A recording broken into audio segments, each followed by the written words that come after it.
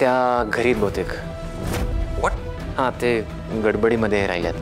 का केअरलेस कसा वागू शकतोस तू? मला त्या फाईल्स हव्या आहेत, घेऊन ये. आत्ता? हो, आत्ताच. फाईल्स घेऊन ये आणि येताना त्या मूर्ख मुलीला कन्व्हिन्स कर. लवकर जा, आपल्याकडे वेळ नाहीये. तुला चांगलं माहिती आहे मला वेळ वाया गेलेला आवडत नाही. Hurry up. ओके.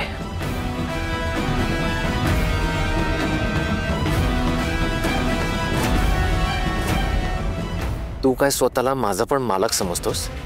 नोकर आहे मी तुझा. जरा थांब, एकदा मालक होऊ दे या कंपनीचा, मग तुला दाखवतो. आता बघ त्या राणीशी बोलून तुला कसं कामाला लावतो.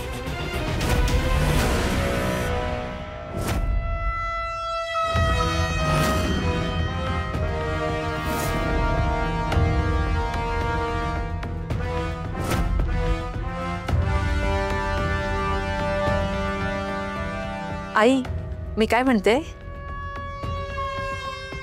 काही नाही, राहू देत. अगं राहू दे म्हणजे? जे बोलायचे ते बोल. हे असं न सांगू ना माझ्या मनाला उगाच रुखरुख लावू नकोस. आई, खरं तर ही गोष्ट मी तुम्हाला सांगणार नव्हते, पण ते सांगणं तितकंच गरजेचं आहे. उर्मिला बोल. आई, हो आपल्याला जी गोष्ट नको आहे ना तीच घडतीये. त्या राणीनं आपल्या इंदिरा भाऊजींना व्यवस्थित घोळात घेतलंय. म्हणजे बघा ना, आता मी केटींना फोन केला होता आणि केटींना बजावून सांगितलं होतं की मालती आई इंदिरा भाऊजींसाठी डबा घेऊन स्वतः येतात वस्तीमध्ये. ते त्या मुलीला कळालेलं असणार. मग काय, तिनं त्या केटींना आबांचा धाक दाखवलाय आणि मुद्दामून इंदिरा भाऊजींना स्वतःच्या हातचं खायला घातलंय तिनं. म्हणजे हे सगळं तिने मुद्दाम केलंय? नाहीतर काय आई.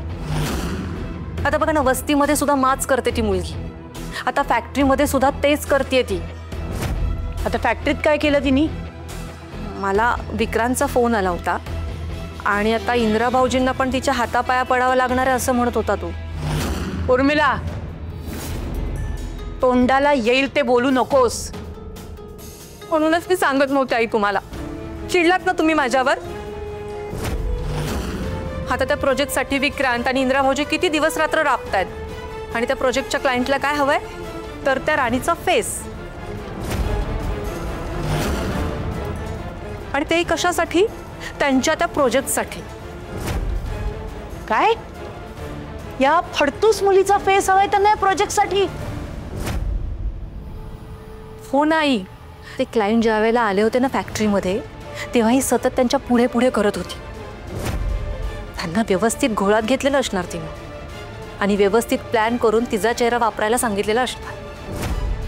म्हणजे कसं, इंदिरा भाऊजी मग तिच्या पुढे मागे करतील ना, मग ही माज दाखवणार.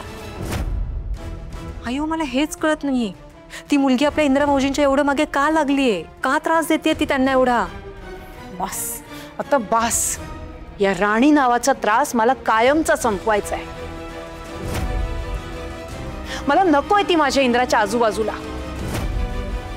आता तिचा विषय मी कायमचा संपवते का नाही तू बघच.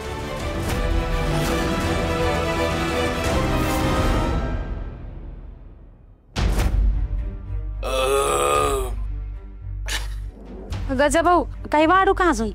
आहे का काय शिल्लक? ते मग राहू द्या की.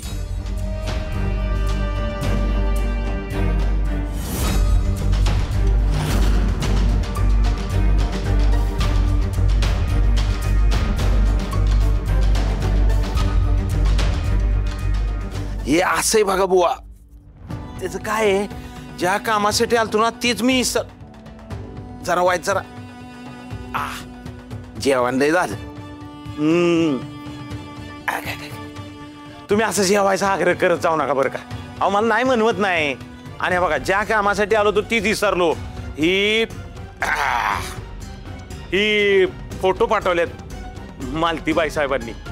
काय राणीशी जरा वाईट वागल्या ना, त्याचं वाईट वाटतंय त्यांना. पण राणीच्या लग्नाचं लयच मनावर घेतलंय बरं का त्यांनी. ह्यो फोटो आणि बायोडाटा पाठवलाय. आपण मलाही सांगा, राणी कुठे आहे? ती बाजारात गेली. हाय का? म्हणजे 70 मूर्तीच हजर नाहीत आणि आम्ही हारतुरे घेऊन आलोय. काय करायचं आता? बरं जाऊ द्या, तुम्ही तरी फोटो बघून घ्या. त्या बघा यो फोटो पाठवलाय. कसं आहे पोरग आहे का नाही? राजबिंड आहे, रोबाबदार. नोकरीला कुठे? नोकरी विक्री विश्वास नाही त्याचा. बिझनेस करतो बिझनेस. लाखात एक आहे पोरग. बंगला आहे त्याचा चांगला. अजून काय पाहिजे? शोधून सुद्धा गावायचं ना असलं पोरग. अहो बघताय काय, लाखात एक पोरगा आहे. बुवा लॉटरीच लागली तुम्हाला बघा. पण गजा भाऊ, त्यांच्या मागण्या बी मोठ्याच असणार आहो लग्नाच्या. हा? तेच तर. नाही म्हणजे स्थळ चांगलंय पण आमच्या हाताबाहेरच आहे हो. अहो त्यांच्या मागण्या पूर्ण करायला आम्हाला कसं जमणार? काही काळजी करू नका, सगळं होईल.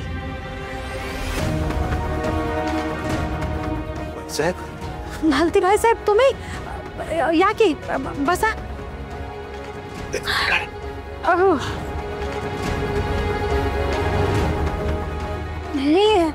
मी पाणी आणते तुमच्यासाठी. नको नको बुवा, मी तुम्हाला म्हणाले होते ना, तुम्ही आता काळजी करायची नाही.